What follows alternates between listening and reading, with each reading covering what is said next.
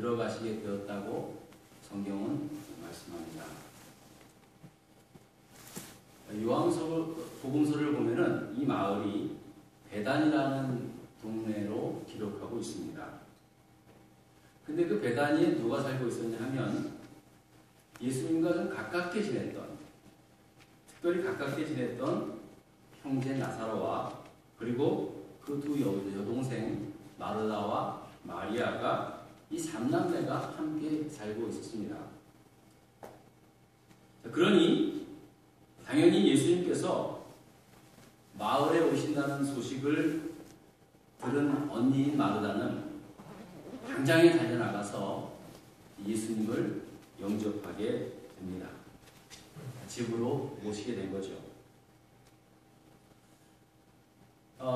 이 3남매에 대해서 요한복음에 보면은 좀 상세하게 기록이 되어 있는데, 요한복음 11장에서 이들을 설명하고 있는 이야기는 이들이 어렸을 때 부모 없이 자란 그런 형제들이었음을 밝히고 있습니다.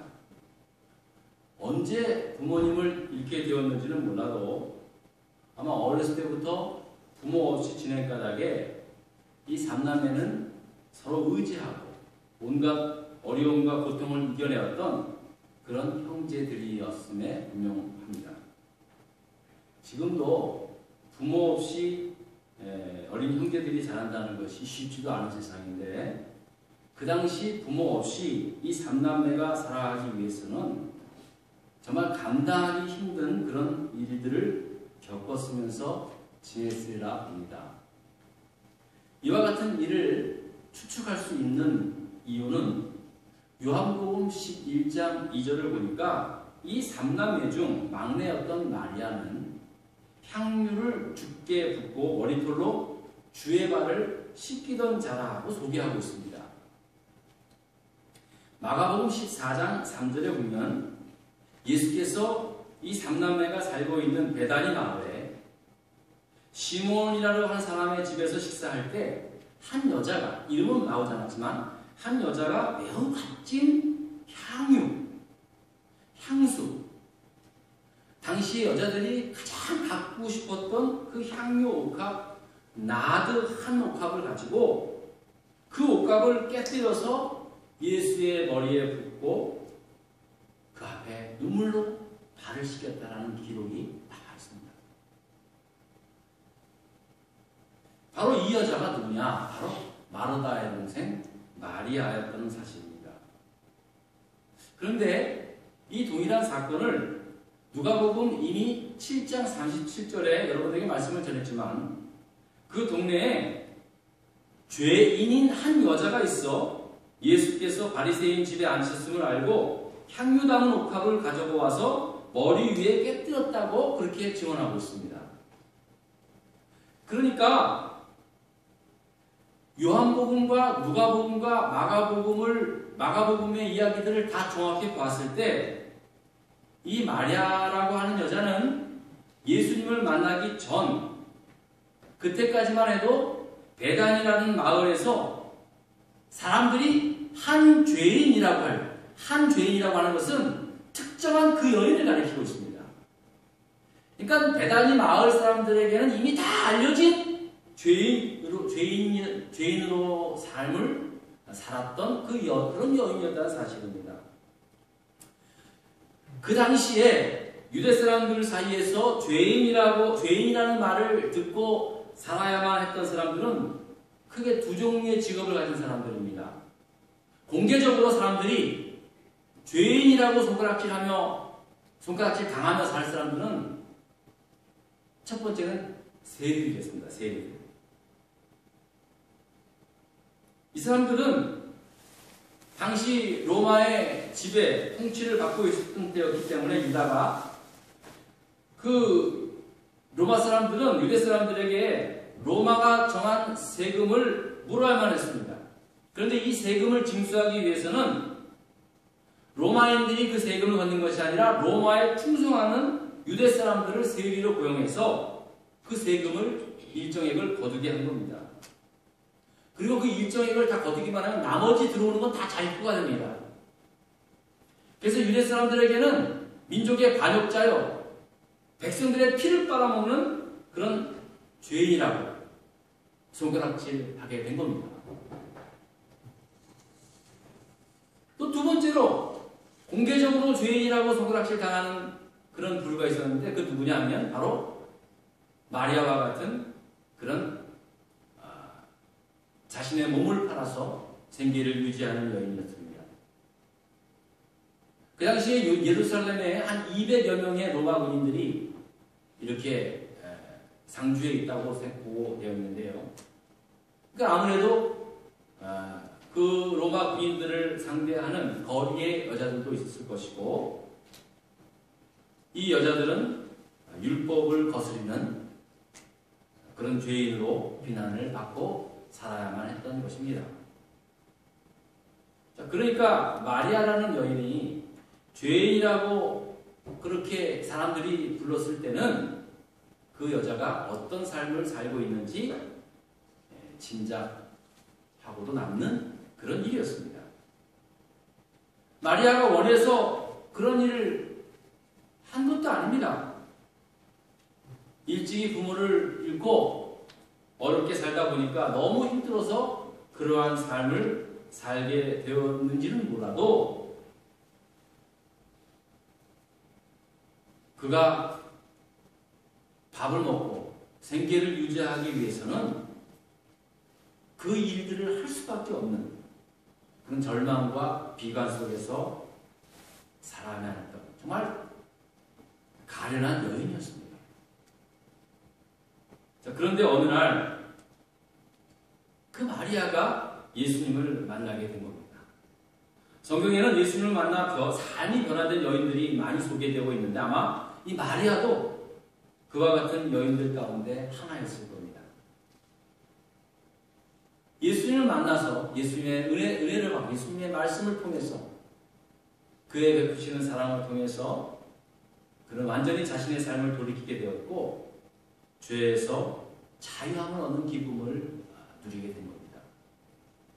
그 기쁨과 감격이 얼마나 컸기에 그동안 자신이 그런 더러운 일을 하면서 가장 큰 낙으로 알고 모았던 그 값비싼 나드향 그거 들고 와서 그 옥합을 탁 깨뜨려서 예수님의 머리에 붓고 자신의 머리카락으로 예수님의 발을 씻기게 된 것입니다. 예수님을 만나 삶이 변화되니까 그동안 최고의 낙으로 최고의 기쁨으로 여겼던 그 향유 모으고 있었던 자신이 너무 부끄러웠던 거예요. 그래서 그동안 그렇게 애지중지하게 모았던 그 나도향을 담고 있던 옥합을 깨뜨려서 단번에 깨뜨려서 예수님 머리 위에 붓게 되었다는 사실입니다.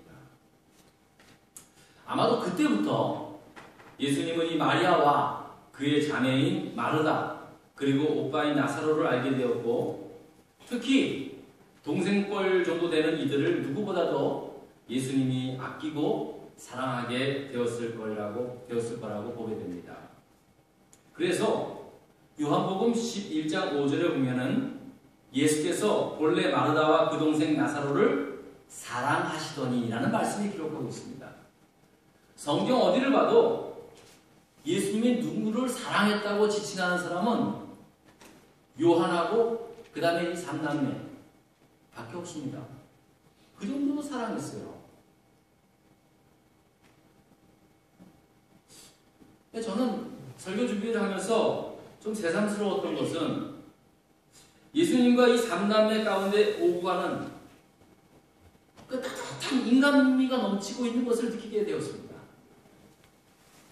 처음에는 마리아의 삶의 변화된 일로 인해서 예수님을 알게 되었지만은 부모 없이 외롭게 살고 있었던 동생과 같은 이 삼남매를 보면서 예수님은 마치 자기 친동생들과 같은 그러한 사랑의 마음으로 그들을 따스하게 대하고 있었음을 느끼게 되었습니다. 여러분, 성경을 좀 깊이 보면 예수께서 사람을 사랑하시되 이렇게 좀 따뜻한 인간미 넘치는 그런 그런 사랑으로 사랑하라는 말을 여러분 결코 간과해서는 안 됩니다. 우리는 때로 형제를 사랑하는 일이 너무 종교적으로, 교리적으로 이해하고 또 신앙적으로 해결해 보려는 마음들이 있습니다.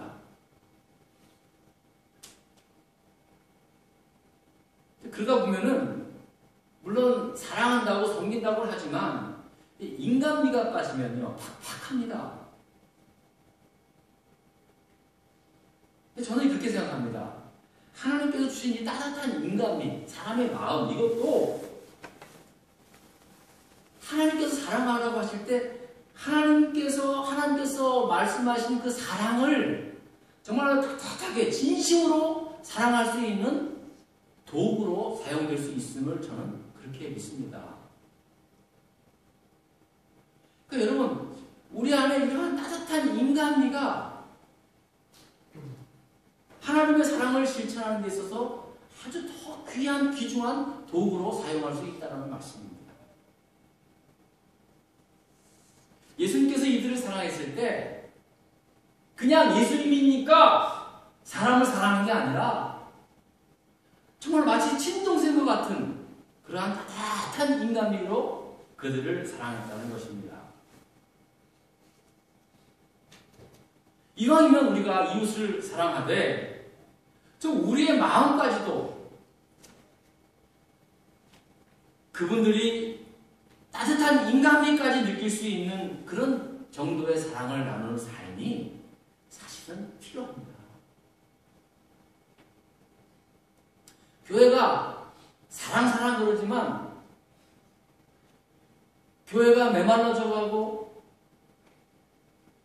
더 교회 안에 사랑이 없다는 말을 듣습니다. 왜 교회가 사랑이 없습니까? 그렇지 않습니다. 그래도 아직까지는 교회가 세상을 향한 사랑, 베품, 나눔 정말로 많이 있습니다. 우리가 알려지지 않아서 그렇죠. 근데 왜 자꾸 왜 사랑이 메말라졌을까요? 저는 그렇다고 봅니다. 인간미가 빠진 사랑이기 때문에 그렇다고 생각합니다. 여러분 한번 생각해 보십시오. 교회가 사랑을 안 합니까? 교회가 이웃에게 구제 안 합니까? 여러분 아직도 세계에서 교회만큼 불쌍하고 가난한 이웃을 섬기는 곳 없습니다. 물론 다른 거 다 하지만요. 하지만 이왕 베푸는 사랑이라면 예수님과 같은 이 따뜻한 인간미로 사랑하라는 겁니다. 특히 우리와 같이 이렇게 외국 생활을 하는 사람들에게 있어서 저는 가장 필요한 덕목이라고 그렇게 믿습니다. 우리가 믿음 안에서 주의 형제요 자매이지만 정말 우리가 가장 가까운 사람들 아닙니까? 저는 제가 이제 이민 생활 거의 20년째 다가와요. 만 18년 하고 이제 횟수로 19년인데요. 부모 형제들 안 보니까요. 전화로만 말씀드리고 뭐 인사 나누니까 실제로 여기서 함께 살아가는 사람들이 더 가깝게 느껴질 때가 참 많더라고요. 실제로 제가 가만히 보니까 뭐 여기서 살다 보니까는 여기 계신 분들이 부모님 같아서 따뜻한 밥 한 끼 더 해드리고 싶은 마음이 있죠. 해드리고 싶어도 우리 부모님들은 해드리고 싶어도 하지도 못하는 상황이 있지 않습니까?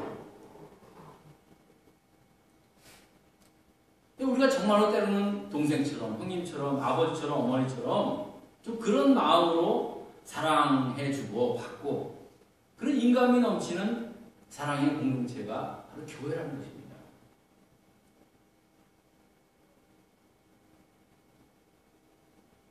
오늘 본문 보니까 이렇게 마리아와 마르다 집에서 예수님께서 들어가셨을 때 너무나 좋았나 봐요, 마르다가. 그래서 뭐 갑자기 준비할 것이 많아지고 바빠지기 시작했습니다.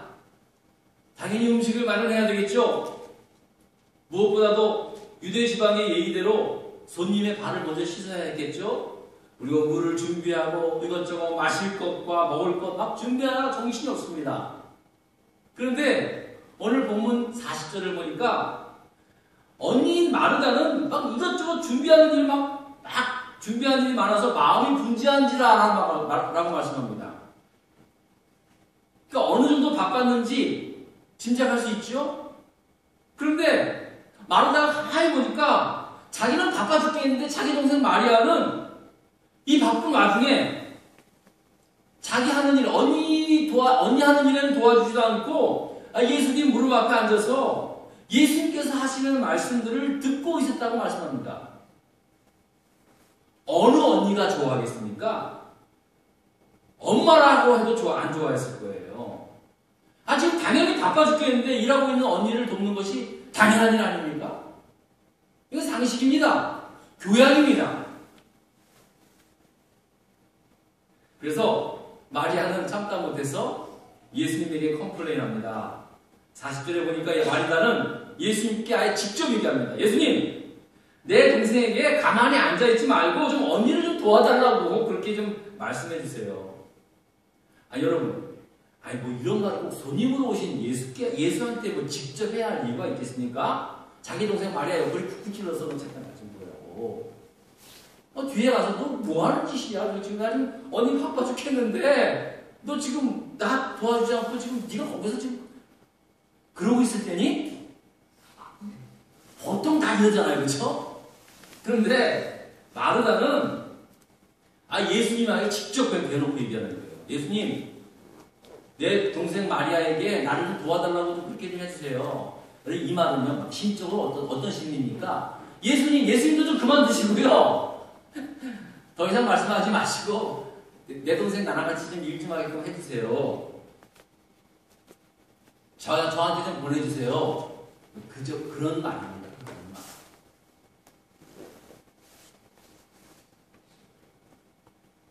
그래서 예수님께서 그런 느낌을 받으셨나 보죠? 예수님께서 마르다에게 말합니다. 41절을 보니까 마르다야 내가 많은 일로 염려하고 근심하나 그러나 몇 가지만 하든지 혹 한 가지만이라도 족하다. 마리아는 이 제일 좋은 편을 택하였으니 빼앗기지 아니하리라 라고 대답을 하셨습니다. 이 말은 무슨 말이냐면 한마디로 그냥 마르다야, 그냥 너는 너 하는 대로 그냥 하고 동생 마리아는 그냥 내버려 두면 안 되겠니? 그런 말입니다.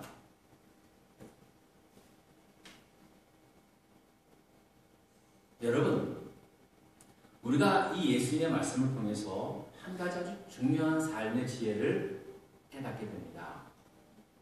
그리고 그 지혜는 오늘날 복잡하게 얽혀져 있는 우리의 삶 가운데 우리가 어떻게 살아야 할 것인가를 알게 하는 매우 중요한 교훈이 됩니다. 그게 뭐냐면 우리가 살아가면서 여러 가지 일을 한 번에 할 수 있는 사람들이 있습니다. 능력이 좋은 사람들이죠. 그러나 여러 가지 일을 한 번에 하든 한 가지를 하든 중요한 것은 제일 소중한 것부터 먼저 선택하면서 살아가는 겁니다. 이거는 신앙생활뿐만 아니라 일반 사회생활에도 마찬가지입니다. 물론 선택이 아닌 필수적으로 해야 할 일들이 있겠죠. 그러나 그런 일들이라 할지라도 제일 소중한 것부터 먼저 선택하며 먼저 우선순위를 정해서 살아가라는 겁니다. 이게 정말로 지혜라는 것이죠. 여러분, 예수님께서 마리아를 주둔하고 나선 이유가 뭡니까? 그것은 한 가지 이유에서입니다. 많은 사람들이 그렇게 얘기합니다. 마리아가 예수님 말씀을 너무 사모해서 설교 듣는 것을 너무 좋아가지고 그렇게 했다라고 합니다. 그 정도는 그렇게 시원하게 해석이 안 됩니다. 꼭 마리아가 예수님의 말씀을 꼭 듣고 싶어서 말씀을 잘 들어서 그냥 내버려 두라. 그런 게 아니라 많은 일들 가운데 가장 좋은 것, 가장 소중한 것, 그것이 뭔지를 알고 그것을 먼저 택해서 그것을 먼저 택한 일로 인해서 예수님의 칭찬을 받고 있는 것입니다. 그러니까 마리아가 남들 보기에는 자기는 일하지 않고 그냥 설교만 듣는 걸로 그렇게 생각할 수 있는데 예수님이 본 것은 뭐냐면 마리아는 지금 지금 이 순간에 가장 소중한 것이 무엇인지를 알고 그걸 택한 일을 한 것 때문에 예수님으로부터 칭찬을 받고 있는 것입니다. 만약에 예수님께서 베다니 동네로 지나가실 때 일부러 마리아와 마르다 집, 나사로 집에 온 이유가 쉬고 싶어서, 허기진 배를 채우고 싶어서 그 집에 들어왔다면 마땅히 제 1순위는 뭡니까? 음식을 만드는 일이 1순위입니다. 무슨 말인지 알겠죠? 그때는 마르다가 한 일이 아마 가장 우선순위가 되어야 할 것입니다. 그러나 예수님께서 이 삼남매 집에 일부러 들린 것은 식사 대접 받게 하기 위해서 온 게 아니라는 거예요. 이제 예수님, 우리가 사순절 기간이 되는데 이제 얼마 남지 않았어요. 이제 예수님 생애 동안에 이제 십자가를 지실 날이 얼마 남지 않아서 어쩌면 마지막일 수도 있다는 생각을 들어서 예수님 생애 살아계실 동안에 한 번 더 만나서 이 삼남매에게 하나님의 말씀을 전해주기 위한 의도가 있었다는 사실입니다. 그렇다면 마땅히 주님의 말씀을 듣는 일이 가장 소중한, 가장 우선적으로 선택해야 할 일이 되어야만 한다는 것입니다. 저도요, 이제 제가 한국에 다녀오면 신방을 좀 할 터인데요.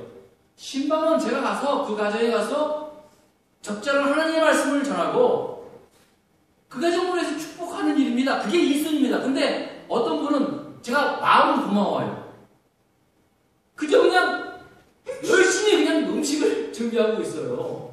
신방을 갔는데도 음식 준비한 것 때문에 안 되니까, 타면 안 되니까 그냥 마음은 저 음식이 가 있고 목사가 뭔 얘기를 하는지 들어지도 않고 얼마나 고마워요. 제가 배고파서 먹는 일로 갔다면 당연히 음식 만드는 일이 2순위예요. 근데 신방이라는 것은 하나님 앞에 가정으로 모여서 예배드리고 그 가정 하나님 주시는 말씀을 듣고 복받는 시간인데 그게 1순위인데 음식 만드는 일은 2순위란 말이에요. 다른 차순위란 말이에요. 해면 감사하고 안 해도 괜찮습니다. 근데 이걸 자꾸만 다르게 생각한단 말이에요. 이게 무슨 말씀인지 아시겠죠?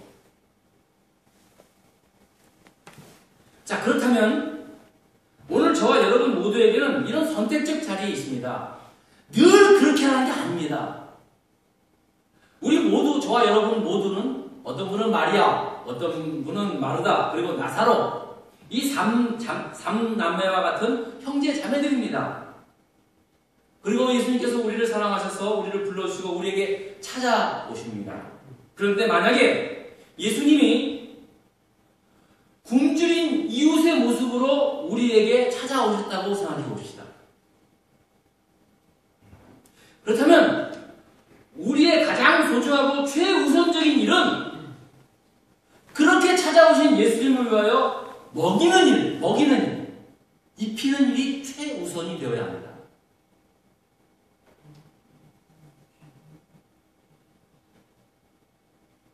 때론 우리에게 주님께서 가난하고 병든 자의 모습으로 우리에게 찾아오실 때가 있습니다. 가난하고 병든 자, 소외받은 자의 모습으로 우리에게 다가오실 수 있습니다. 그렇다면 우리가 제일 먼저 한 일은 그분을 감싸고 싸매어주고 세워주고 치료해주는 것, 그게 제일 우선순위가 될 수 있습니다. 지난주에도 말씀을 드렸지만 강도 칼에 맞아서 죽어하는 사람한테 아이고 왜 이렇게 되냐고, 집이 어디세요? 아버지는 뭐 하세요? 지금 그런 거 물을 때가 아니에요. 그죠? 당장에 그를 치료해주고 회복할 수 있는 길을 그렇게 해야 한다는 거죠. 만일 주님께서 눈먼 자와 힘없는 자들의 모습으로 우리 교회에 오셨다면 우리는 마땅히 그들의 눈이 되어줘야 되고 힘이 되어줘야 합니다. 교회가 제일 그게 먼저 우선순위로 해야 할 일입니다.